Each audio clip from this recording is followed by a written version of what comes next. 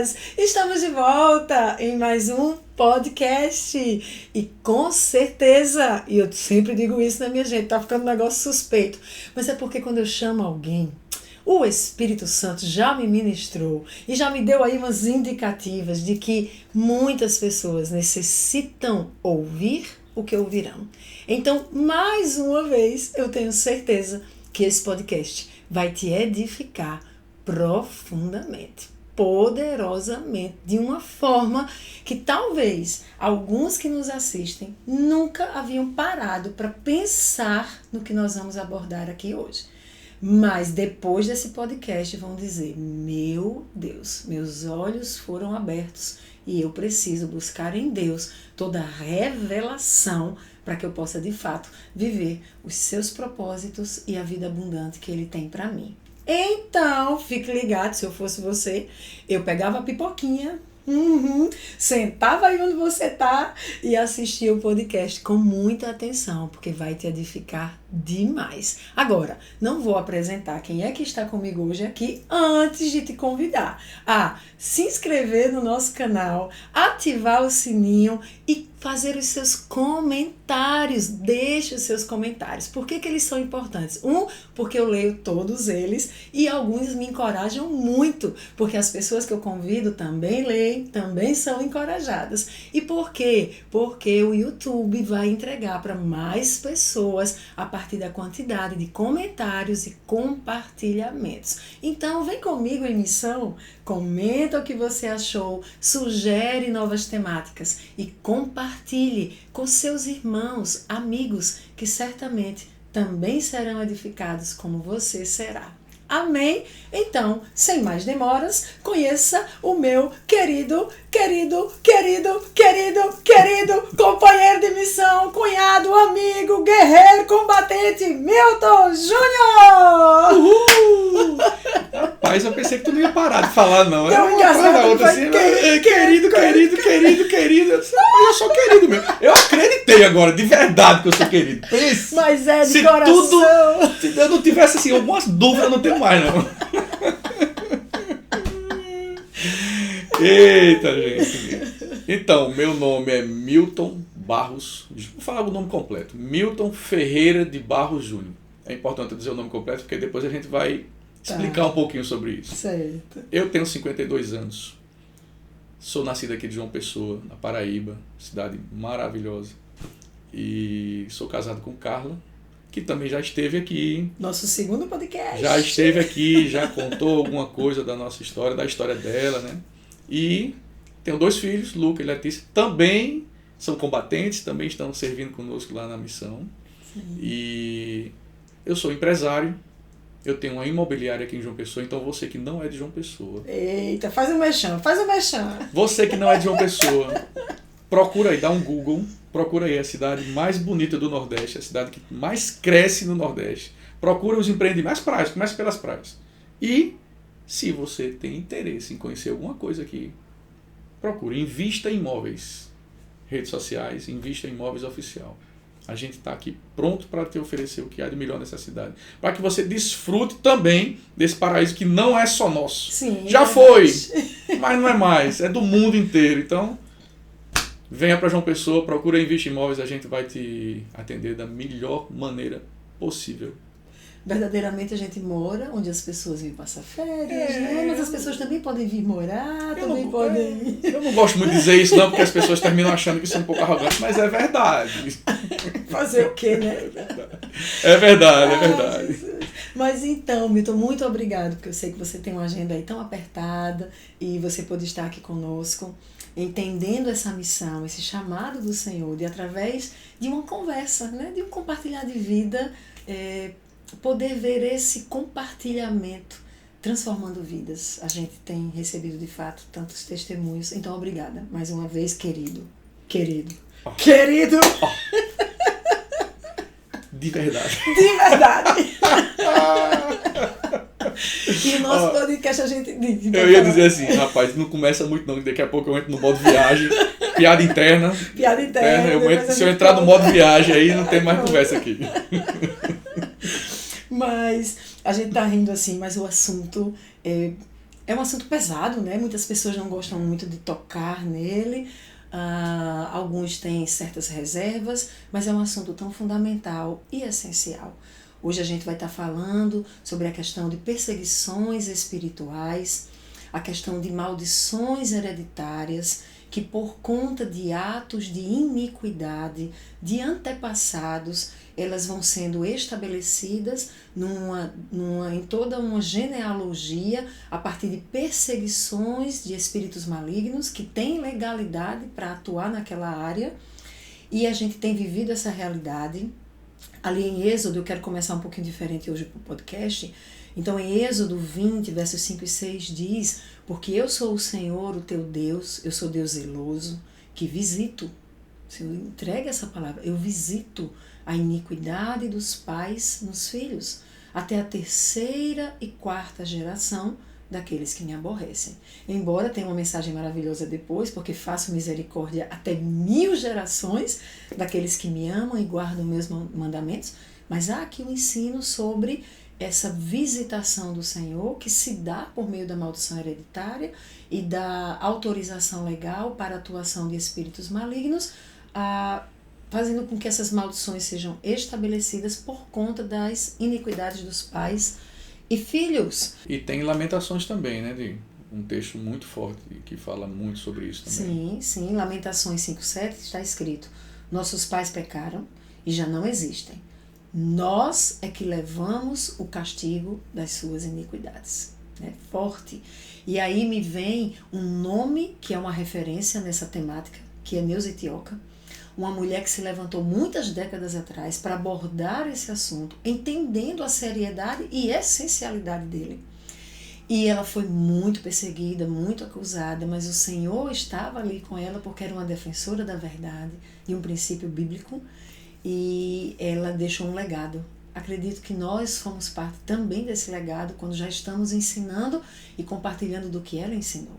Mas ela disse: quando a Bíblia diz que Deus visitaria nos filhos as iniquidades dos pais, isto significa que os pecados não perdoados dos pais deixariam neste mundo consequências nos filhos, em termos de impedimentos, amarrações, bloqueios, enfermidades, depressões, dificuldades, perseguições, bancarrotas, entre outros males. Ou seja, pais e antepassados que não se renderam a Jesus, que não tiveram seus pecados perdoados, essas iniquidades, elas trariam para esses filhos e para a descendência, netos e etc., uma visitação do Senhor por meio da atuação de espíritos que colocariam em prática maldições que o próprio Deus estabeleceu ali no texto que eu li anteriormente. Enfim, é um assunto que assim não tem como a gente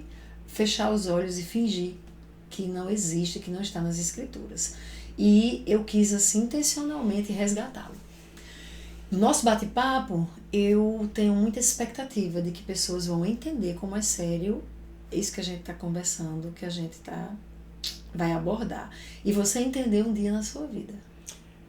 É super importante o que a gente está falando, porque talvez, como muita gente que está nos ouvindo, não foi imediatamente que eu entendi isso. Sim. Mas quando você começou a ler o que Neuza falou aí, é impressionante como é real. E a minha vida, hoje, eu consigo ver que eu vivi tudo isso. E se a gente começar e a gente vai começar a conversar sobre ela, né, sobre o que eu vivi, existe um início para tudo. Existe um início para essa situação toda que se desenrolou na minha vida, e é muito forte, porque hoje eu tenho a plena convicção desse início, de o que aconteceu durante esses anos todos, a partir do meu avô paterno. Ou seja, não estava em você. Não estava em mim, a partir da história do meu avô. E isso, a história do meu avô, e depois a história do meu pai. E é nítido como a gente consegue, eu hoje consigo identificar exatamente isso tudo que foi elencado aqui, esses atos de iniquidade que foram elencados na história da minha família, na minha linhagem. Então, conta pra gente, Milton, como é que começou? Onde é que você identificou isso lá atrás? Eu vou precisar contar uma história lá de trás. Então, Eu não conheci muito a família do meu pai. Tudo que eu sei da família... Eu conheci meu avô, minha avó, que foi a pessoa que eu tive uma ligação maior. O meu avô, ele morreu, eu tinha uns 4 anos de idade, 3 anos, 4 anos de idade. Então eu lembro alguma coisa dele, assim, de contato pessoal. Mas eu sei da história, e eu vim saber dessa história depois de adulto, porque meu pai me contou muito a história dele, depois de eu perguntar demais. E eu queria saber a origem da família do meu pai. Ele só dizia que eles tinham vindo de Alagoas, e que lá eles eram muito prósperos, fazendeiros, e que eram muito ricos e criadores de cavalo. Eles criavam cavalos de raça e criavam gado também. E eu, depois de muito tempo, eu perguntando ao meu pai como é que foi, por que eles vieram para Paraíba e como foi isso. Meu pai dizia para mim que tinha nascido em Alagoas, estudado em Pernambuco e morava na Paraíba. Desde sempre, desde criança, nós temos a nossa família ainda tem uma herança de uma fazenda lá em Guarabira, no município aqui da Paraíba, né? E eu tenho lembranças de criança indo para essa fazenda. Tenho um pouco de lembrança do meu avô na fazenda, minha avó muito na fazenda, tenho muitas memórias com minha avó lá. Mas ele contava algo do pai dele? Contava do pai dele. Ele nunca contava muito do pai dele, mas eu fui cavando, querendo saber da origem, como era isso tudo e tal, e ele começou a contar.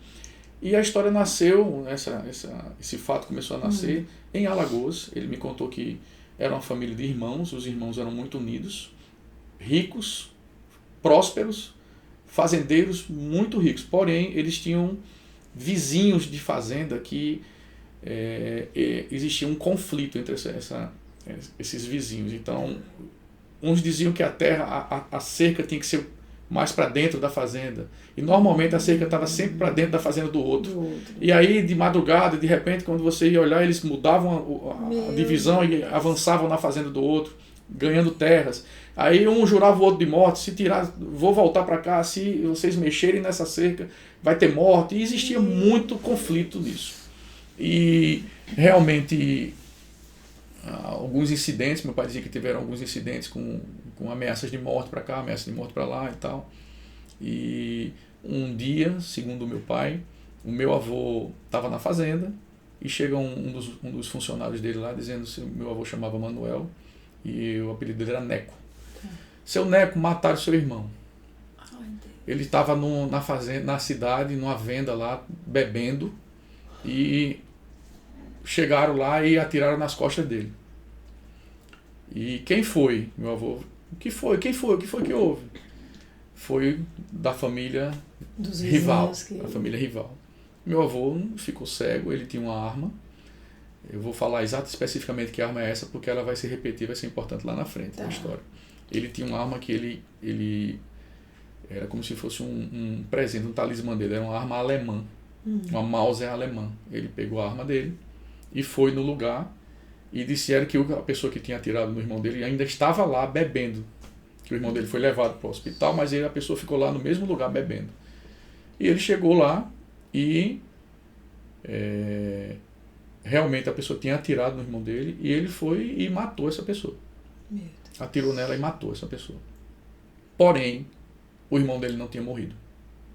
O irmão dele tinha sido baleado, mas não tinha morrido. Então, nesse processo todo, houve uma morte da família rival. Sim, provocada pelo meu avô.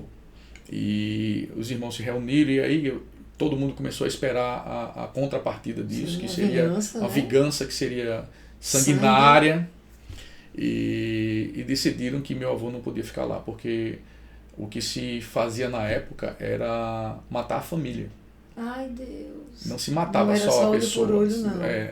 A vingança de um crime desse era dizimar a família. Então, existia na época meu avô, minha avó, 2 tias minhas e meu pai. Eram os 3 filhos que eram vivos. E ficou naquela, o que é que a gente vai fazer, o que é que vai fazer, não pode ficar aqui, você não pode continuar por aqui, vão lhe matar, vão matar sua família. E decidiram que ele tinha que sair de lá. Decidiram que iam ter que arrumar um outro lugar para ele morar, fugido para poder sobreviver. É assim que ele vem para Paraíba? Assim que ele vem para Paraíba. Assim que a família toda se muda. acharam a fazenda que nós temos até hoje. Que é essa que você falou. É uma fazenda num lugar bem difícil, porque eles eram ricos, eles podiam comprar qualquer lugar, mas eles compraram numa serra, em cima de uma serra, no meio de um vale entre duas serras. Um negócio meio escondido. Eu nunca imaginei que era por isso que eles tinham comprado lá. Entendi. A casa da fazenda da gente, meu avô construiu, ainda existe hoje. As paredes externas da casa são com 4 tijolos de largura. Deus.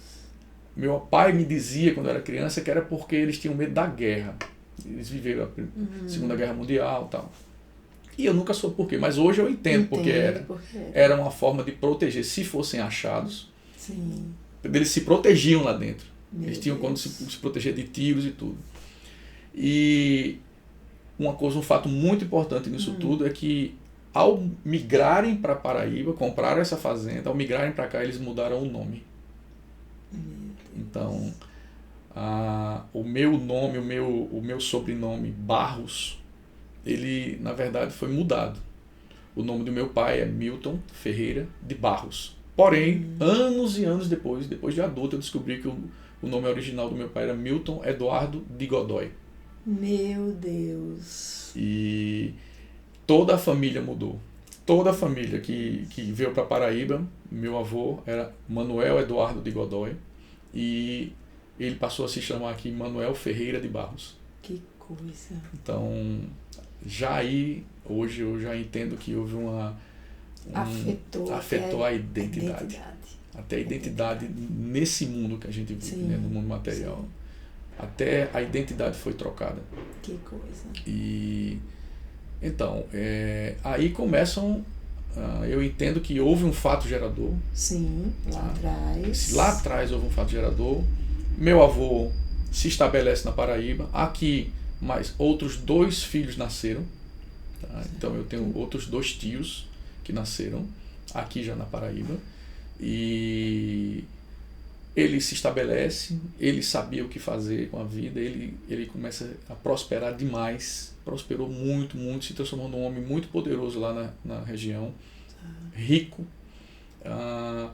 começou a ter uma influência política na cidade, ele começou a ter muito prestígio, porque ele tinha muito dinheiro, ele comprou muitos bens na cidade, ele trabalhava não só com pecuária, mas com agricultura, mas depois ele começou a ver que a cidade precisava crescer do ponto de vista de outros agricultores não tinham como escoar suas produções, então ele começou a construir armazéns na cidade. Nossa. Então ele comprava a produção dos menores e ele estocava nos seus armazéns e dali ele começou a distribuir para Paraíba, para as regiões, para as cidades mais próximas e para Paraíba toda.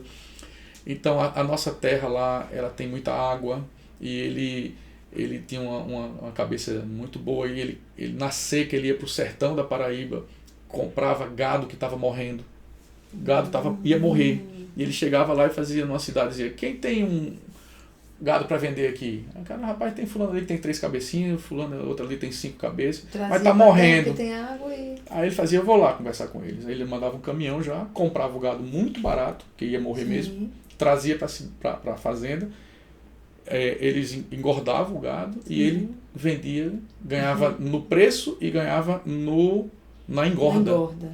Então E isso poderia indicar que tipo vai dar tudo certo. E aí deu? A vida seguindo, tudo certo, né? O que acontece que... Então, vamos lá. A partir daí, meu avô começou a desenvolver essa vida dele, ele desenvolveu do ponto de vista, aparentemente, tudo bem, financeiramente, prosperando, poder, tudo. Porém, ele continuava sendo um homem muito violento. Tudo dele se resolvia, ele não admitia ser contrariado, ele não admitia ser questionado. Então, tudo dele era resolvido. Se não concordar comigo, eu atiro. Na bala.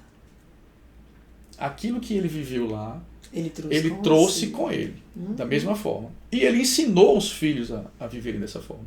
Entendi. Então, ele era um homem dominado pelo dinheiro, Certo. a ganância de ser mais e mais e mais e mais e mais e mais poderoso. E se você observar lá atrás, toda essa confusão era ganância.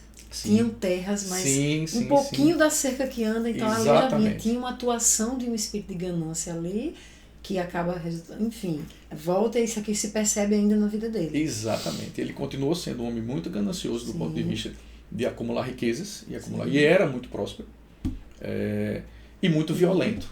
Tá. Isso se perpetuou aqui. Ele continuou sendo da mesma forma. Os filhos começaram a viver a vida do pai. Só um exemplo para você ver como ele era com relação a isso tudo. Meu pai me contou que quando ele tinha 15 anos, meu avô levou ele para a fazenda. Já moravam na cidade, né? E levou ele para a fazenda e disse: você vai ficar hoje à noite aqui tomando conta da nossa produção de pimenta do reino. E tá aqui as armas, qualquer barulho você atira. Mas pai, eu vou ficar sozinho. Ele vai ficar sozinho aqui. E vai tomar conta do que é seu. Para aprender a ser homem. Porque tinha as duas coisas envolvidas. Poder de dinheiro, aquilo representava muito dinheiro. E qualquer coisa, atire. E meu pai associando a hombridade à violência que ele carregava. Exatamente. Então ele dizia isso e fazia. No outro dia de manhã ele chegava e meu pai: por que você me deixou só aqui? Como é que pode? Eu fiquei morrendo de medo. Ele fez: você teve medo, não tem problema não. Hoje à noite você fica de novo. Meu Deus. E no outro dia, quando ele chegava, meu pai fazia: eu escutei barulhos, eu não sabia o que era, eu atirei, não sabia, estava tudo escuro, eu atirei. Você escutou barulho? Muito bem, você atirou, tá certo. Depois de um tempo, meu pai acostumou com aquilo. Sim. E ele disse assim, um dia que ele chegou lá, fez: e aí, como foi? Ele fez: não, pai, tá tudo certo. Teve algum medo? Não, com um barulho que apareceu aí, eu atirei, parou, deu tudo certo. Ele fez: pronto, a partir de hoje você não precisa ficar mais aqui. Os barulhos que você ouviram eram os meus capangas, né? Que estavam aqui lhe protegendo, você não sabia, mas eles estavam ao redor aqui lhe protegendo. E isso tudo era para você aprender a ser homem.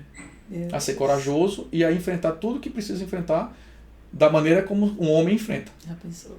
Quer dizer, um ensino completamente desvirtuado, mas um ensino que iria fazer com que isso se perpetuasse na família. E aí, Milton, o que acontece? A conta começou a chegar. Isso. A conta começou a chegar. Meu pai se transformou num homem também violento, né? Tudo dele era... Ele só andava armado, os filhos, meus outros tios todos andavam armados, mas antes disso aconteceu um fato que eu já hoje entendo que já era uma cobrança daquela porta que foi aberta lá no passado. Eu disse que tinha 2 tias. Sim. Quando meu avô se estabeleceu, que a coisa começou a prosperar, elas começaram a crescer. Uma delas era mais velha que meu pai e a outra era mais nova. Eu descobri um dia desse que ela era mais nova que meu pai presenciou o fato que eu vou falar. Elas começaram a ficar adolescentes e tem aquela história de começar a paquerar, começar a querer seguir na vida, arrumar alguém para namorar e tal. Uma delas achou uma pessoa pobre para namorar.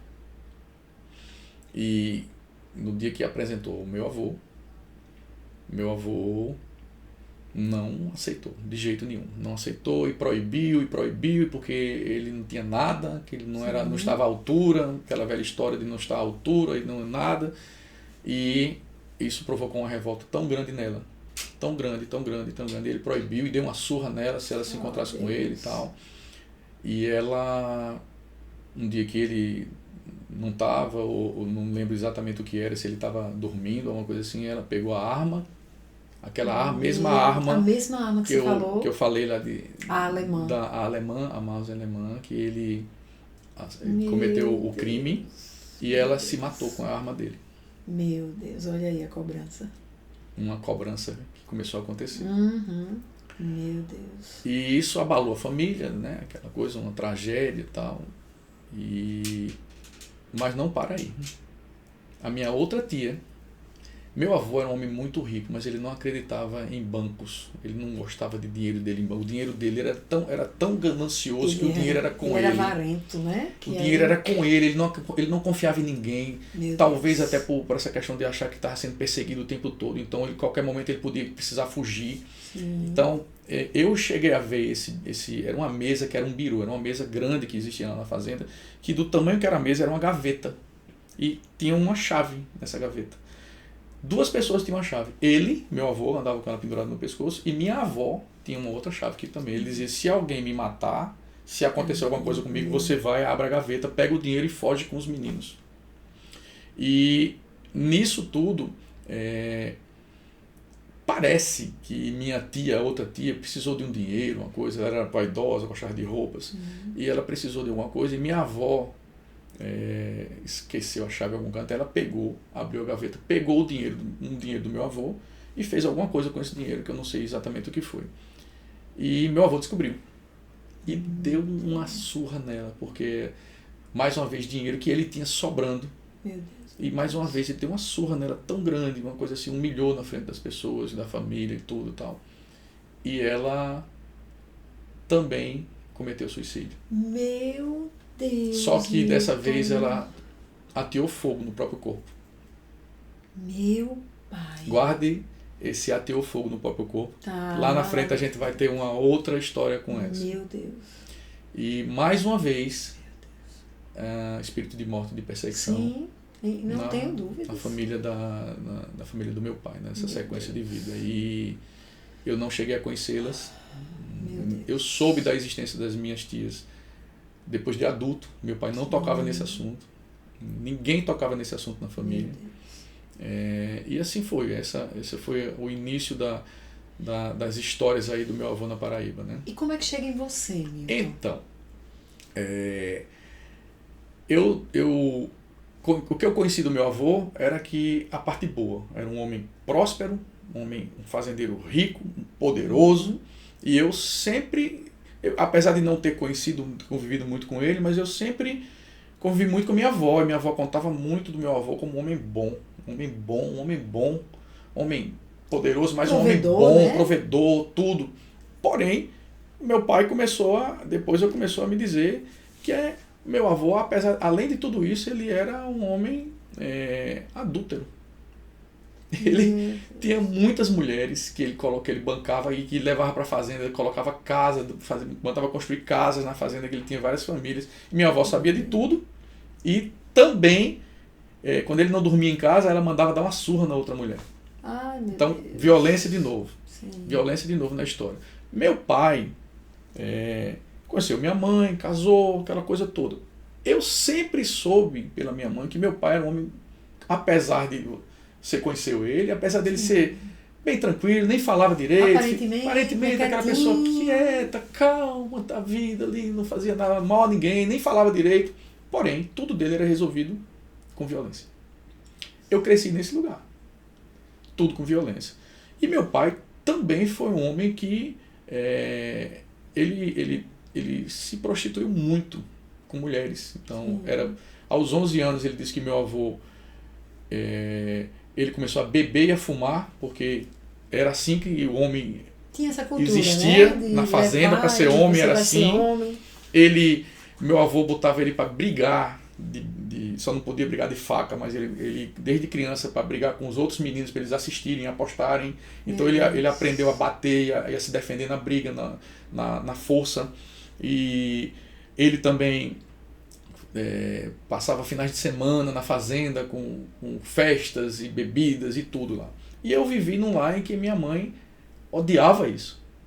Ela detestava isso. Então eu presenciei muitas brigas do casal. Muitas. Mas eu admirava meu pai. Comecei a admirar. Eu não reproduzia algumas coisas. Por exemplo, eu nunca bebi. Minha mãe, eu acho que tem muito a ver com ela. E o fato de eu ter sido atleta, então eu sempre optei por não beber, não fumar. Sim. Mas o fato de ser durão, o fato de comigo ser... ninguém mexe. Ninguém mexe comigo. Qualquer coisa comigo eu resolvo na tapa. Eu não tinha arma, mas eu resolvo na tapa. Então, uma sequência na minha vida começou a acontecer. E eu me transformei num cara quieto, calado, calmo. Todo mundo que olhava fazia... Aquele cara que usa óculos, fundo de garrafa, não pode não. Aquele cara é muito calmo. Mas eu não tolerava uma injustiça comigo. Liberava para ser violento. E tudo que acontecia nesse sentido, que eu identificasse que era algum tipo de injustiça, primeiramente comigo, né? Começou comigo, eu partia para a violência sem nem conversar. Então eu me transformei numa pessoa violenta. E começou com assuntos relacionados a mim, porém daqui a pouco eu estava começando a ser o justiceiro na vida de pessoas. Então, se eu ia para algum lugar, estava tranquilo aqui, acontecia alguma violência ali, alguma coisa ali, algum tumulto, eu ia lá tomar as dores de quem eu achasse que estava com a razão. Não dá pra gente ouvir tudo, mas Conta uma história, assim, de algo que aconteceu que você, hoje olhando para trás, meu Deus, que loucura que eu fiz. Tem muita coisa assim que, por exemplo, uma vez eu estava eu não sei o que era o tipo de evento, eu estava num evento e não tinha nada a ver com, era um restaurante, eu me lembro agora, era um restaurante, não tinha nada a ver comigo, nada a ver comigo. Começou uma confusão em algum lugar, e um tumulto para lá, mesa, o pessoal se levantando, mesa, na mesma hora, eu me levantei, eu fui nesse lugar. Eu identifiquei alguém que eu achei que era a pessoa que estava sendo injustiçada. Eu nem conversei, não perguntei nem o que era. Eu saí batendo nessa pessoa. Bati tanto. Depois eu soube que a pessoa que estava lá era a que estava sofrendo a agressão. Ah, era a vítima. Era a vítima. Tu achou que era e eu achei que era, para você ver como era uma coisa com um ímpeto. Um ímpeto que... Irracional. Totalmente irracional. Eu fui violento no esporte, então eu não admiti ninguém... Eu fui atleta, então qualquer coisa que eu achasse que era uma injustiça, eu revidava com força, com tudo. Sempre. Eu tô lembrando aqui de uma história que a Carla conta muito. Sim. Que vocês estavam no carro. Conta isso aí, meu. Vou contar. Apesar de tudo, eu tinha certeza que eu estava certo. Sim. A partir de tudo isso aí, mas eu tinha certeza que eu estava fazendo aquilo e não admitia alguém me questionar. Como assim você não está do meu lado? Não está vendo que eu estou defendendo aquilo? Então, eu namorava com Carla. A gente estava indo para a praia, eu acho. E um certo engarrafamento, o trânsito parado. E eu era muito ciumento também. Acho que com roupa de banho, assim, de praia. E o carro parado aqui no estacionamento, no engarrafamento. Passa uma bicicleta. Duas pessoas, era um cara guiando e uma pessoa atrás no bagageiro em pé. E eles passam e eu observo tudo, né? Quando eles passaram do carro, aí um falou com o outro, aí eles frearam, ficaram parados. Quando eu colei de novo ao lado, eles viraram e começaram a olhar e começaram a fazer assim. Eu percebi que eles estavam olhando para Carla. Sim. Rapaz. O que é que tu fez? Conta aí. Desliguei o carro, parei o carro, desliguei o carro no meio da rua, do trânsito, saí do carro, comecei a brigar com essas pessoas. Meu Deus. E o que é isso? E eles começaram a correr, eu saí correndo atrás deles. Meu pai, olha no meio da rua, Carla no carro, o trânsito parado, tinha um guarda de trânsito lá, o cara apitando, o trânsito buzinando, e eu correndo atrás desses caras de bicicleta. Eu consegui pegar um, o outro correu, a bicicleta ficou no chão, aí ele conseguiu se livrar de mim, eu peguei a bicicleta, quebrei a bicicleta do cara toda no chão. E o guarda olhando pra mim assim, eu disse, não venha você também não, que você viu e não fez nada. Ou seja, era completamente irracional, se arriscando. Tudo que você pensar. Era uma coisa assim que pra mim eu tava super certo. Eu tinha aprendido com meu pai que era assim. Sim. Meu pai era um cara que não fazia nada que fosse errado. Se ele fazia... Mas me parece que era, não sei, pela história, era mais do que simplesmente um padrão de comportamento adquirido. Com certeza. Porque tinha essa atuação de um espírito violento para a morte. Hoje eu entendo. Te colocou em situações que você podia ter morrido. Várias situações em que eu hoje entendo que eram ciladas. Para que se cumprisse o que está nas escrituras, né? Que ele vem para roubar, destruir e matar. Então, existia uma porta aberta na minha linhagem de morte, uma perseguição de um espírito de morte, que hoje as escamas dos meus olhos caíram e eu posso de fato entender que todas essas situações em que eu irracionalmente, mas ao mesmo tempo crendo que estava fazendo tudo certo, eu me metia, eram para gerar situações que eu poderia morrer. Sim. Então, é muito claro para mim hoje que eram situações de morte. E o que aconteceu para você começar a entender isso, Milton? Vamos lá. Nesse período todo eu me casei com Carla, a gente constituiu uma família, as coisas começaram a acontecer, né? Meu avô morreu, ele faleceu do coração, mas deixou uma herança gigante, eram só 3 filhos agora, né? Deixou uma herança gigante para os filhos. Meu pai gastou tudo. Ele era um homem muito próximo. Quando eu nasci, a gente era muito bem de vida, podemos dizer que éramos ricos, mas a herança do meu avô sumiu. Então todo o dinheiro que ele conseguiu juntar já foi embora. Eu já entendo também que houve uma cobrança dos Sim, bens materiais. Sim, com certeza. Meu pai passou muita dificuldade e virou bancário e a vida da gente era assim, eu tô rico, tô pobre, tô rico, tô pobre, tô rico, tô pobre, tô bem, tô ruim, tô bem, tô ruim. Nunca estava estabilizado. E quando eu casei com Carla, eu estava numa fase de começar a construir as coisas, mas muito difícil. Me permita lhe interromper. Eu lembro de algo que você conta, me corrija se eu estiver confundindo as histórias, que mesmo antes de casar, vocês tiveram que separar a família. Isso. Vocês passaram um período tão difícil. Isso. Meu pai era bancário, ele foi transferido para Brasília, na esperança, numa promessa dele se transformar num diretor de um banco. Ele trabalhava no Banco Federal. Tá. E chegou lá, oferecer. Ele sempre foi muito honesto, isso não tem como negar. Tá. E ofereceram uma situação que era uma desonestidade fiscal e de desvio de verbas, e ele não aceitou e devolveram ele para Paraíba sem emprego praticamente. E nós passamos a pior fase financeira da nossa vida. E nessa época a gente não conseguiu nem morar, não conseguia nem ter casa. Meu Deus. O lugar que a gente tinha, ele teve que alugar para poder ter um pouco de renda. Eu fui morar com a minha avó, minha mãe e minha irmã foram morar com a minha tia na casa dela, e meu pai voltou para a casa da mãe dele. E a gente se encontrava aqui no centro da cidade. Você sabe que tem a lagoa, né, do Parque São Lucena, e a gente se encontrava só aos domingos, como família, ficava ali 1 hora, 2 horas, comia uma pipoquinha, fazia um lanchinho, aí na hora de ir embora era um chororô, cada um ia para um canto. E eu passei um tempo morando na casa da minha avó, dormindo num colchonete. Já pensou, meu? E nessa época, tanta riqueza da vida. Nos antepassados, e isso foi cobrado, requerido. E isso me trouxe não é um trauma, mas um objetivo, dizer assim, um dia eu vou ter uma casa, mas ao mesmo tempo uma dúvida, será que eu vou conseguir? Sim. Então quando eu comecei a vida com Carla, a primeira coisa que a gente fez, eu disse, olha, eu preciso comprar um apartamento. Só que para comprar um apartamento eu não tinha dinheiro, eu tive que me endividar muito. Sim. Então já começou uma vida bem difícil dali. Muito difícil, muita luta, muita coisa. Mas eu não deixava o meu comportamento de ser um homem agressivo, de ser um homem impetuoso. Então eu coloquei muitas vezes em risco o meu próprio trabalho, por achar que estava sendo injustiçado, batia na mesa. E aquilo foi acompanhando a minha vida. Sim. Quando eu comecei a entender as coisas que aconteceram comigo, quando a gente passou uma crise muito grande no nosso casamento, e eu comecei, de princípio, para mim, como é que eu resolvi as coisas?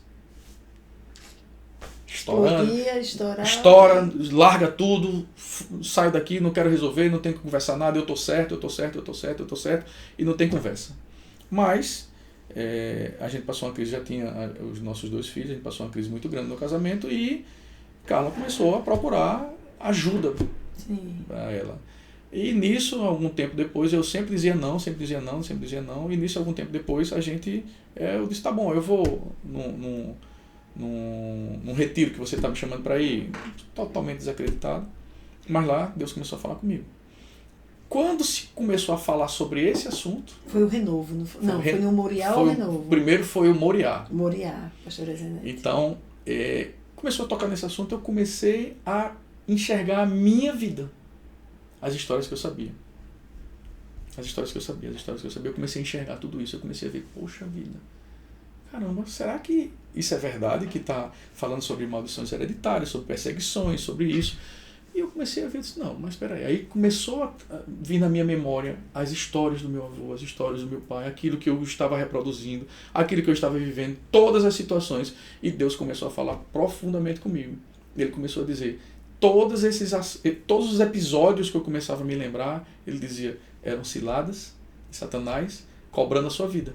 Meu Deus. Então eu vou falar de 2 aqui especificamente. Um com o meu cunhado. Sim. Você conhece, não conhece o meu cunhado? Sim, meu maridinho. Seu maridinho. Estava eu trabalhando num sábado de manhã, acabou, eu disse, Paulo, vamos em Natal comprar ver instrumento musical que a gente toca, né? Vamos lá. Vamos. No meio do caminho, nós sofremos um acidente terrível de carro.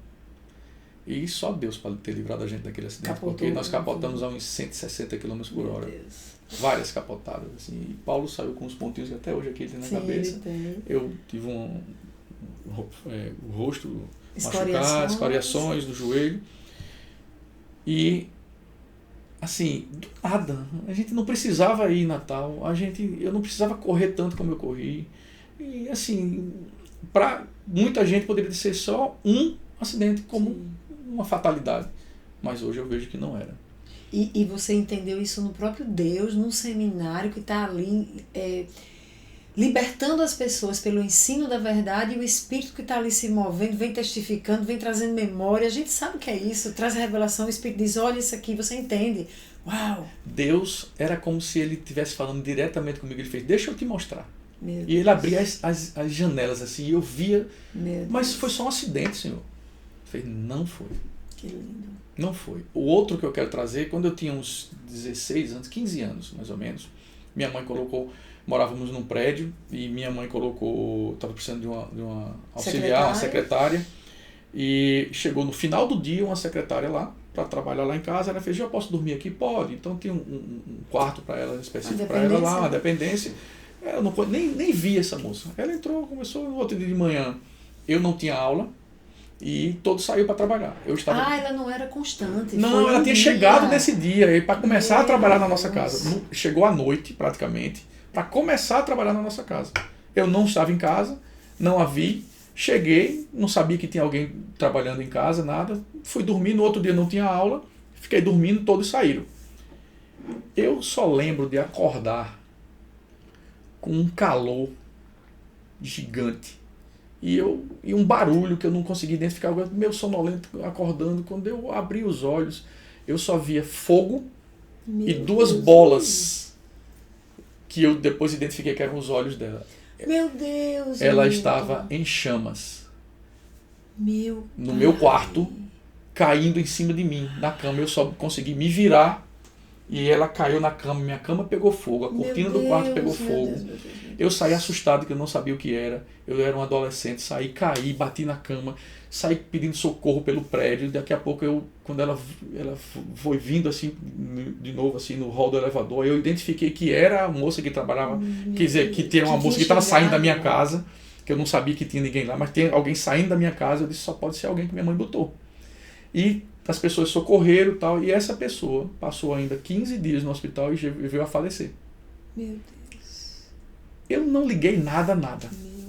Nada, não teve um inquérito policial, teve polícia querendo me incriminar, uma coisa toda lá, mas a coisa passou. Isso eu era adolescente. Nesse retiro no Moriá, uma das janelas que Deus abriu para mim foi que eu questionando Deus, disse, não, foi só um acidente, uma fatalidade, o carro, eu estava correndo, foi imprudência, foi isso, além de outras situações que ele me mostrou de brigas que eu me meti. Era o meu temperamento, sou eu que sou assim. Aí ele fez, e essa janela aqui? Meu Deus. E ele abriu a mulher pegando fogo. Aí ele linkou com a história que eu conhecia da minha tia. Meu Deus, que forte. E aí quando isso aconteceu, eu disse, Senhor, o que é que está acontecendo? Meu Deus. Me mostre o que tem. Me instrua. O que eu estou fazendo? O que há comigo? E foi muito claro que eu precisava me arrepender por tudo o que foi produzido, a iniquidade que foi produzida pela minha família. A partir do meu avô, passando pelo meu pai, e eu estava vivendo sob a maldição. Sobre uma maldição e sobre uma perseguição. E que o Senhor tinha me livrado de tudo que tinha sido planejado por Satanás para levar a minha vida até então. Meu Deus. Tem um outro caso ainda que depois veio a confirmar. É lógico que a gente é impactado nesse momento. Então eu me rendi, eu chorei, eu pedi perdão, eu entendi que Deus estava falando comigo, que existia... Ao mesmo tempo que Ele mostrava essas coisas, Ele me mostrava tudo que Ele tinha para mim. Deus faz assim, né? Mais ou menos isso, né? Ele ao mesmo tempo que ele... consciência de algo que você precisa, mas Ele diz assim, mas eu tenho uma nova história, eu tenho algo para você viver. Se você der o passo que você tem que dar, olha o que tem para você. E eu ficava ali, assim, na verdade, naquele momento, a gente diz assim, eu quero, mas é meio uma emoção, você tenta dar os passos, você começa a fazer alguma coisa, mas você ainda não está totalmente seguro. Então, e volta para a realidade, vai se ver diante de situações antigas. Enfim, tem muitas pessoas que desanimam, voltam atrás, não entendem. A gente trabalha muito com a questão da cura interior e da libertação, né? Nos nossos... A gente falando aqui, você falando sobre o Moriá, dizendo, meu Deus, olha o legado, né? De Maneus e Tioca, que a gente bebeu tanto nessa fonte, de uma pastora Zeneto com Moriá, que a gente bebeu naquela fonte, e hoje nós somos ministros, você é um ministro de cura e libertação. Então, nós fazemos o Como Águias, e a gente está aqui no podcast Como Águias, mas de um ministério que é muito maior, e que a gente recebe pessoas, como tivemos recentemente, recebendo homens, mulheres, acessando janelas das suas histórias, né? Tendo a consciência e, tipo assim, saem tão impactados. Mas o que Deus tem trabalhado conosco, conscientizem-nos de que a cura e a libertação não acontece num momento só. Ali é o start. Deus arranca, né, a venda dos olhos, arranca as escamas dos olhos. Você está vendo, filho, olha a janela aberta. Tá vendo isso aqui, ó, tem isso aqui. Agora você precisa se posicionar. E aí a pessoa precisa posicionar, buscar até novas revelações, enfim, precisa dar alguns passos para solidificar, para consolidar o que Deus começou. Isso. Você viveu isso. E isso aqui que está acontecendo, né, como você bem falou, é uma das coisas que Deus mostrou que poderia acontecer comigo. Sim. Ele dizia, olha, tá vendo isso tudo que você tem, essa condenação e essa perseguição toda? Se você quiser, e se você entregar tudo a mim, e se você se arrepender pelos seus parentes, pelos seus familiares, de toda iniquidade que vem sendo produzida durante esse tempo todo, sim, eu posso usar tudo isso em favor de muitos. Meu Deus. Eu posso usar o seu exemplo em favor. Então hoje aqui, a gente conversando sobre isso, o Espírito Santo me toca aqui e diz assim, está acontecendo. Coisa linda. Está acontecendo, porque é uma história tão particular, tão pessoal. Exato, né? Podia ficar com você. Ficar escondido, eu podia estar bem agora, mas não queria nem tocar nesse assunto. Sim. Né? E depois disso... Só que você sai de lá começando o processo. Não é que tudo se resolveu lá. Não, de Tinha forma nenhuma. passos para ser dado. Volto para casa, muita coisa ainda complicada e nada acontece direito e a coisa termina que você entra de novo no loop do dia a dia e tal. Você sabe, mas não tem força para fazer algo diferente. E mais uma vez, Carla, depois de um tempo, Carla fez, vamos fazer outra coisa, agora vamos fazer juntos. O que, Carla? É para ir de novo, agora é um pouquinho mais longe, vamos para Belo Horizonte. Belo Horizonte? Tá maluca? É porque vocês fizeram Moriá aqui. Aqui, eu fiz aqui em Campina. Em Campina Grande. Eu sozinho fiz em Campina. Ah, tá. Aí é porque ela fez comigo. Fez com você. Lá em BH. Sim. Ela fez, mas vamos para BH, tem um programa agora não é para só um final de semana, a gente vai passar uma semana lá. Meu Deus. Tá maluca?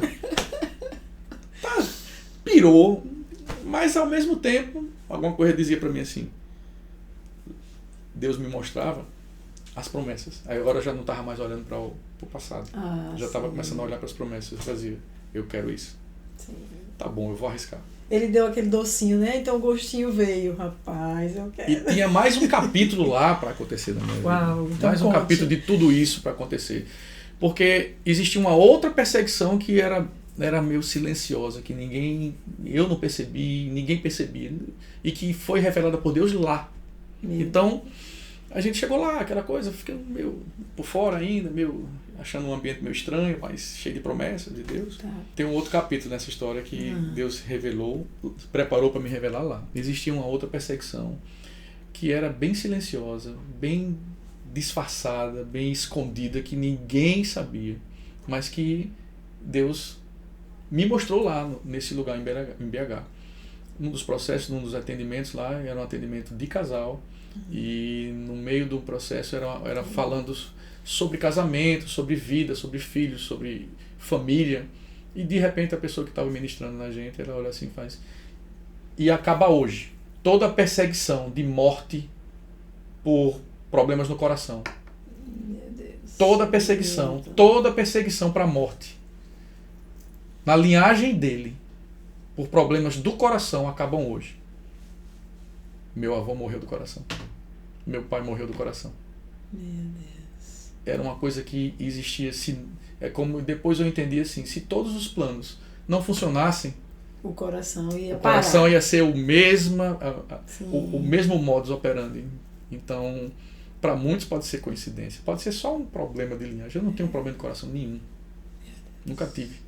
Mas, hoje eu tenho certeza que era mais um dos planos, mais uma ficha ali guardada para cumprir aquela sentença que foi aberta lá no passado. E as escrituras falam, né, que aquilo que está em oculto é revelado. Nós acessamos as revelações do Senhor. Isso aqui é lindo. Então, você está em outro estado, você está num retiro com pessoas que estão ali jejuando, orando, gerando para que você possa, de fato, ver paralisada toda e qualquer obra do diabo na sua vida. Aí uma irmã que está lá, vem usada pelo Senhor, ministra na sua vida, sobre a sua vida e diz, hoje está encerrando isso. Por quê? Porque Deus usa a voz profética. Uma pessoa que não me conhecia. E como quem lança um decreto, hoje para. É a boca de Deus dizendo, hoje encerra. Saiu o comando do Senhor, paralisando aquela atuação. Isso é tremendo. É demais. Uma pessoa que não conhecia, não sabia a minha história, não sabia a história do meu avô, do meu pai, de nada. E estava falando sobre outra coisa. Então, a partir daquele momento, tu entendeu? Aí eu disse, Senhor, tá bom, eu me rendo. Eu não tenho mais o que duvidar. O que é que o Senhor quer que eu faça? Ai, que lindo. Como é? O que é que me ensine? O que eu preciso fazer? E naquele dia, daquele lugar, eu voltei com um propósito de me esforçar ao máximo que eu pudesse. Não só para tomar uma decisão de encerrar aquilo, mas para começar a viver a história das promessas que ele tinha para minha vida. Sim. E eu comecei a dar passos intencionais a buscar viver o que Deus tinha me revelado como promessa para minha vida. E a partir dali muita coisa mudou. A partir dali seu casamento deu uma guinada. O casamento mudou, os negócios mudaram, porque engraçado que eu perdi o emprego porque a empresa que eu trabalhava faliu. E eu achava que, de novo, as pressões, mas na verdade Deus já estava agindo, porque a partir dali nasceu a minha empresa, a empresa que mudou minha vida financeira, que trouxe uma prosperidade, mas do ponto de vista saudável para a minha vida. E te coloca numa posição, você não é mais um funcionário, agora você é um empresário, sonhar sonhos de Deus. Ele já estava preparando o tempo livre que eu ia precisar para fazer algumas coisas para ele, entendeu? E além de tudo isso, depois disso, nasce o nosso ministério. Que lindo. Né? Eu hoje entendo assim que Deus não me daria uma coisa que eu não estaria preparado para honrá-lo. Então, a partir dali eu aprendi, apesar de ter vivido boa parte da minha vida na igreja, tudo, quando a gente começa, crente... vai, tá ali, brigar com todo mundo, mesma coisa, eu estava na igreja, tocava, estava lá fazendo minha parte, cumprindo o meu chamado ali e tal, massageando meu ego e tal. Sim, mais do que qualquer coisa, né? Mais do que qualquer coisa. Massageando o ego. Mas só que quando eu entendi aquilo, Deus já tinha tudo preparado. Quando eu entendi que eu precisava me livrar de fato do que estava sendo produzido, que foi produzido na minha linhagem. E você fez, né, Milton? Você fez as declarações, o arrependimento, as quebras de maldição. Fizemos tudo, fizemos alguns até com você, comigo no atendimento, nós fizemos aqui, e eu dizia, não, tem que ser, temos que fazer. Mas a partir dali, de fato, eu vejo que a coisa começou a destravar. Até o entendimento de quem era Deus. Até o entendimento do que Deus é para nós. E do que nós somos para Ele, de quem somos. Então, quem eu era, de fato? Eu não era aquilo que estava na minha linhagem. Eu não sou, na verdade, aquela pessoa condenada a viver a história da minha família daquele jeito e ter o mesmo fim que eles tiveram e sofrer tudo que eles sofreram, achando que estava vivendo a melhor vida do mundo. Não, eu tenho muito mais a viver. Eu sei quem eu sou hoje. E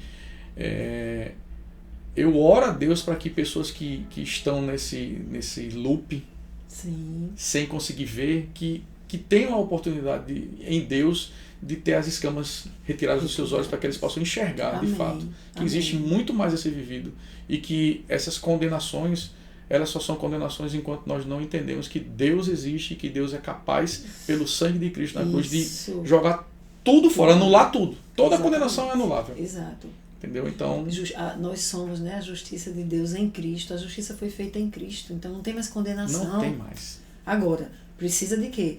Do posicionamento de compreender essa realidade de uma iniquidade geracional, fazer a confissão em arrependimento genuíno, se arrepender, entregar isso a Cristo, receber a obra de Cristo em seu favor e a partir de você, da sua descendência, rompendo ali tudo que tinha de maldição E tem uma associada outra à coisa. genealogia. Tem um detalhe que é impressionante, como é verdade.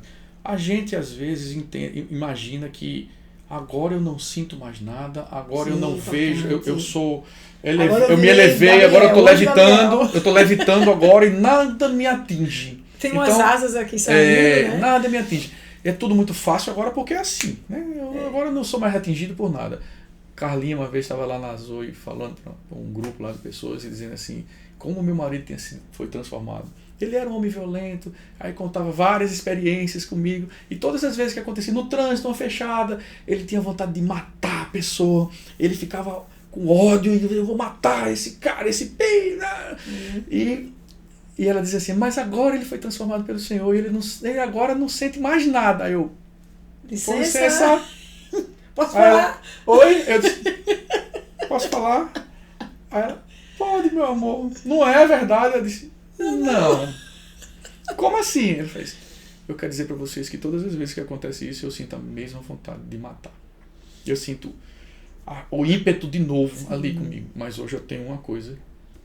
Eu sei que eu posso viver sem isso. Eu sei, porque não você é que... não é vencido, você não é não dominado. Sou mais dominado por isso. Pronto, é isso. Não sou mais dominado por isso. Eu posso ser diferente. É isso, posso resistir à eu tentação resisto. Eu né? resisto, eu consigo. Antes era meio que eu estava condenado a viver essa situação. Porque era preso. Eu era preso, era amarrado. Eram armadilhas que eu não tinha como fugir. Não tinha, era preso. Mas hoje eu sei que eu fui liberto disso. E eu, apesar de sentir certas coisas, eu consigo viver. E talvez Deus me deixe sentir para dizer assim, tá vendo do que você era preso? É isso aí. Tá vendo do que você era escravo? Você pode. Então se eu posso, muita gente pode. Todo mundo pode. Porque é uma graça que vem dele. Não é você por você. Exatamente. Né? Mas quando você entende, se posiciona e busca, essa graça vem, te capacita e você vence. Você não é mais escravo daquelas práticas. Não é. Por isso Jesus liberta, literalmente. Não é uma libertação só de uma perseguição espiritual, não é uma libertação de cadeias, de cativeiro, a gente vê tudo isso. Mas é uma libertação de você mesmo. Que coisa, né? Do que te dominava. É isso. Seja colocado pelo inimigo, que sabe as nossas áreas de fragilidade, então tenta, e a gente tem essa coisa de cair. Você é livre. E sabe o que é mais legal? Livre para dizer não, livre para não fazer. Livre. Sabe o que é mais legal, Edi? É que, assim como a Bíblia diz, é consciente. Antes eu era dominado inconscientemente. Eu não sabia porque eu agia daquela forma. Eu simplesmente agia. Hoje eu sei exatamente porque eu ajo dessa forma como eu ajo hoje. Como eu posso. Por que eu opto por não fazer certas coisas que eu fazia anteriormente. E Deus é lindo, porque Ele diz assim, você está aqui porque você entende quem eu sou e quem você é agora. Não é mais uma coisa que é simplesmente tipo, eu não sei o que eu estou fazendo. Eu sei o que eu estou fazendo. Né? É muito consciente. É uma decisão que eu tomo todos os dias. De continuar vivendo isso. Eu quero fazer uma intervenção aqui, porque existe no imaginário das pessoas uma coisa meio assim. Ontem mesmo eu recebi uma mensagem de uma moça, a gente conheceu essa moça num restaurante aqui em João Pessoa, e ela era garçonete. Pode ser que seja ainda, né, inclusive. Mas ela nos atendendo, de repente ela começa a falar um pouquinho da vida dela. Uhum. E ela começa a dizer, meu Deus, tanta coisa acontece na minha vida, era pra eu estar assim, mas eu sinto que tá errado, não é? Enfim. Me parece que é mãe solteira e tem uma área de fragilidade aí, me parece que na área sexual, né, e namoros. E ela diz, eu não quero e eu sei que está errado, não é. Coloquei em contato a Aninha, nossa evangelista, com ela, e ela se rendeu, entregou a vida a Jesus, e encaminhamos para uma igreja mais perto da casa dela, para ela ser discipulada. E aí ontem ela me mandou uma mensagem, pastora, quando é que vai ter seminário de libertação? Não, quando é que vai ter culto de libertação na sua igreja? E aí o que é que está acontecendo? Não, porque tem uma área da minha vida que eu estou sempre caindo, só caio, e eu estou precisando de um culto de libertação. E eu respondi assim, minha amada, deixa eu lhe dizer uma coisa, mais do que um culto de libertação, você precisa conhecer Jesus profundamente. Porque conhece Jesus, que é a verdade liberta. Ele te traz a revelação. Ele te dá a revelação do que é.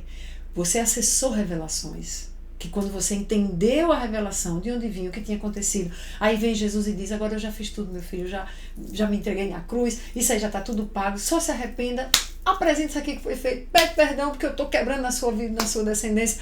Então você é isso, porque você o conheceu verdadeiramente da revelação que ele traz, recebe essa revelação, ela passa dentro de você, produz algo de dentro para fora, não é uma mímica, repete comigo só, não é uma mímica, e você se posiciona, orou lá, se rasgando, deve ter sido um momento muito forte, você com Deus, aí e você começa a ver a mudança acontecendo, e muitas vezes você tem que vir a Jesus me dá força que chega, que eu ainda estou lutando aqui nisso, naquilo, e eu fui tentar trazer tudo isso para ela ali pelo Instagram, respondendo.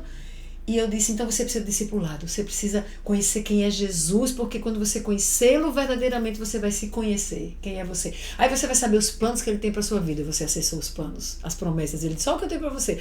E aí ele vai te dizer, agora quebra isso, faz aquilo. Mas é um processo, é um processo. Aí ela sumiu. Por quê? Porque as pessoas querem a mágica.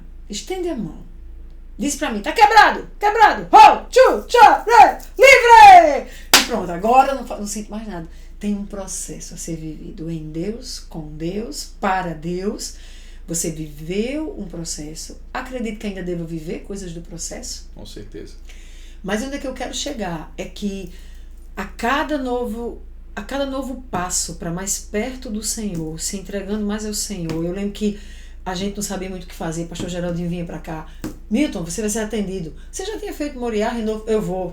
Vai lá ser atendido. Daqui a pouco, Milton, vem cá, que ainda tem umas coisas, a gente descobriu coisa nova. Vem cá para ser atendido. Eu lhe atendi algumas vezes, ali quebrando coisas.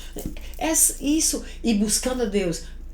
Aí você foi ativado, você começou a ter visões no reino espiritual, você, aquele cara que tocava guitarra muito mais por ego do que qualquer outra coisa, numa fase da vida, de repente se vê como um profeta do Senhor, do corpo profético, recebendo palavra de conhecimento, recebendo visões do reino espiritual, as experiências que tivemos já em guerra, sim, de você estar do lado de fora recebendo uma visão, dentro tem outra pessoa recebendo a mesma visão, e você pedindo a Deus isso, e Deus mandando fogo, porque é muita coisa para a gente contar, tem que ter outro podcast.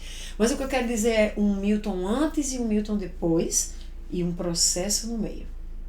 E a decisão de vivê-lo. E a decisão de vivê-lo. Se posicionando passo a passo. Né? Em muitos momentos você está dizendo aí, você entendeu, eu saí daquela empresa, eu era funcionário, você falou aqui, agora eu me torno um empresário e eu tenho até condição de ajustar meu tempo para poder compartilhar do que vivi. E você precisou tomar decisão, em muitos momentos você renunciou, tá lá, ou tá com reunião, ou fazendo não sei o quê, para estar dando do que você recebeu e já vendo outros acessarem a libertação que um dia você teve. É sobre isso. Por quê? Porque ele tem planos e promessas, é para além de Milton. E aí, um dia você chega e diz, eu tenho que colocar isso no livro. Porque Deus me disse, isso tem que alcançar vidas. E eu estava aqui nos podcasts, não ia ser homem, era só mulher, era só como egas para mulheres. Aí de repente, homens, Senhor, não é? Aí um rapaz entra e diz, tá errado esse negócio, a gente também é edificado, você tem que fazer para homem. Aí eu oro, peço a Deus uma palavra, enfim, veio Vitinho, e eu estava aqui hoje, tinha outra pessoa marcada, e a pessoa remarcou, e eu disse, Senhor, me mostra alguém quem é. Aí é Elisa. Aquela Elisa. Sim, aquela. 1001 utilidades. Aquela que era artista quando era mais nova, assim, que gravava, né, coisas para caminho certo, pequenino, né? Tá. Aquela. Aí ela vai e diz, tio Milton. A história de tio Milton. Precisa ser conhecida a história que me deu. Meu Deus, eu não estava lembrando de Milton, como assim? E hoje de manhã, quando eu acordo, me vem o livro, começou o livro. Mas olha como Deus faz. Talvez o alcance de um podcast, de um vídeo, seja tão maior, mas, né? Com certeza. Então, que coisa, Milton. Tudo que você viveu, o Senhor já transformando. E eu não tenho dúvida que pessoas que vão estar assistindo vão entender que precisam buscar fazer o que você aceitou fazer. Vai no Moriá, vai no Renovo, vai no Como Águias, vai no Seminário de Libertação, aprende, acessa a revelação, dá os passos necessários, ajusta a vida, renuncia, sacrifica daqui, diz não. Mas aí você começa a estar livre para viver a plenitude das promessas. E Deus começa a te usar. É exatamente isso. Não é tremendo? É exatamente isso. Ai, que lindo. Deus é lindo. É lindo. Então, eu queria que você deixasse uma mensagem, uma palavra no final desse podcast, para quem está nos assistindo, o que o Espírito te traz ao coração como profeta dele que você é, libere. Eu quero dizer para você que está assistindo isso nesse momento, todos nós temos uma história. Você conhece de fato a sua história. Você sabe exatamente quem você é, o que você está fazendo aqui nessa terra, qual é o seu propósito aqui. Eu andei perdido na minha vida por histórias que eu vivi que nem produzi, mas é que eu estava condenado a viver. Estava debaixo de uma maldição, debaixo de uma condenação e de uma perseguição que nem dei caso, nem dei razão para isso, né? Nem dei causa para isso. Mas eu estava vivendo. Eu não sei como é que está a sua vida, mas eu sei que se você tem vivido algo parecido com o que eu contei aqui hoje, eu quero que você saiba que eu hoje posso testificar de que existe o outro lado da história e que Deus é suficientemente capaz de anular tudo que foi produzido como condenação para você e lhe dar uma nova história, fazer você...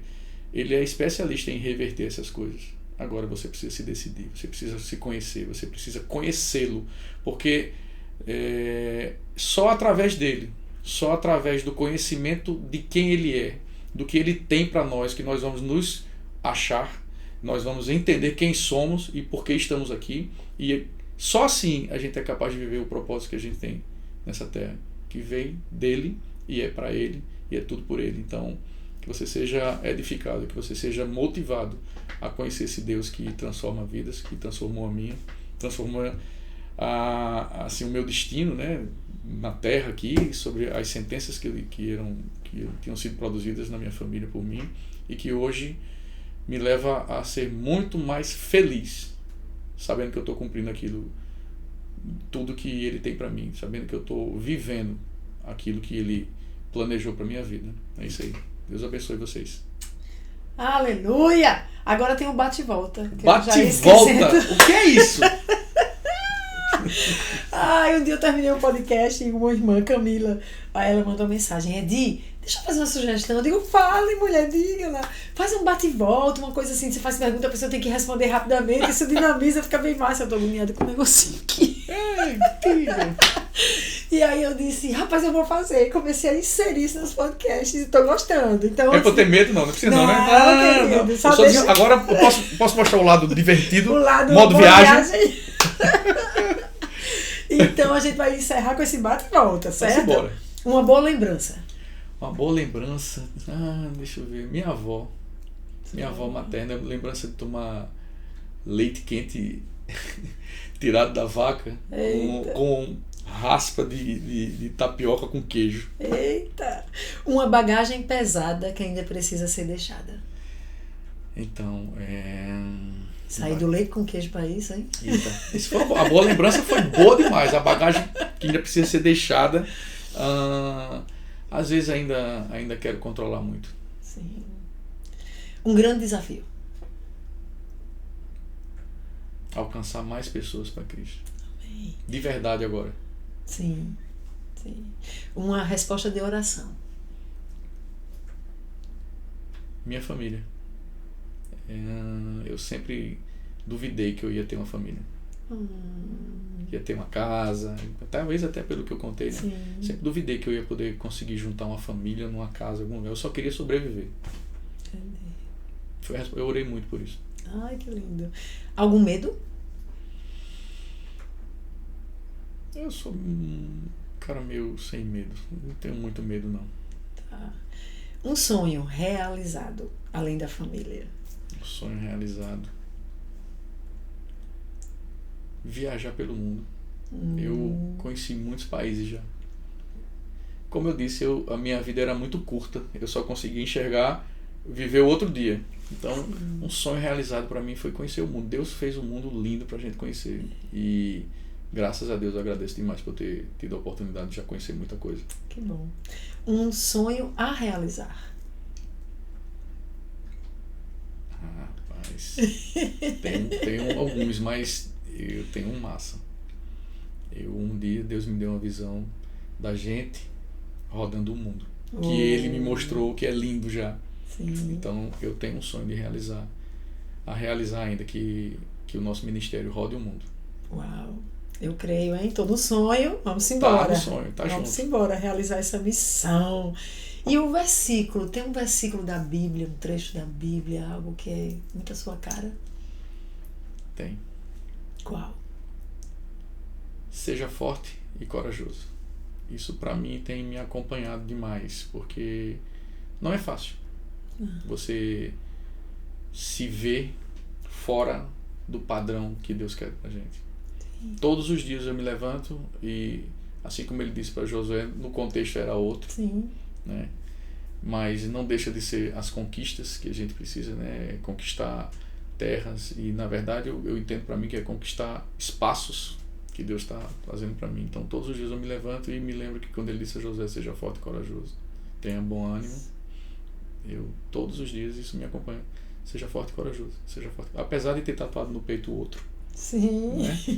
Que ao mesmo tempo ele diz também que ele me protegerá, que a mão direita dele estará sobre mim. Então eu lembro muito do ser forte e corajoso. Amém. Amém, Milton. Sejamos fortes e corajosos.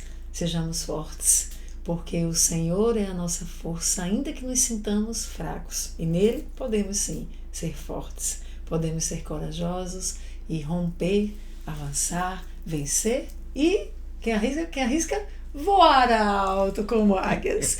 Fique ligado nos nossos próximos podcasts. Não deixe de comentar, de se inscrever no canal se ainda não se inscreveu, compartilhar com a sua rede de amigos e amigas, e vamos conosco em missão, levando a vida de Deus onde Ele nos permitir estar. Amém? Deus abençoe. Até o próximo podcast como águias. Voando.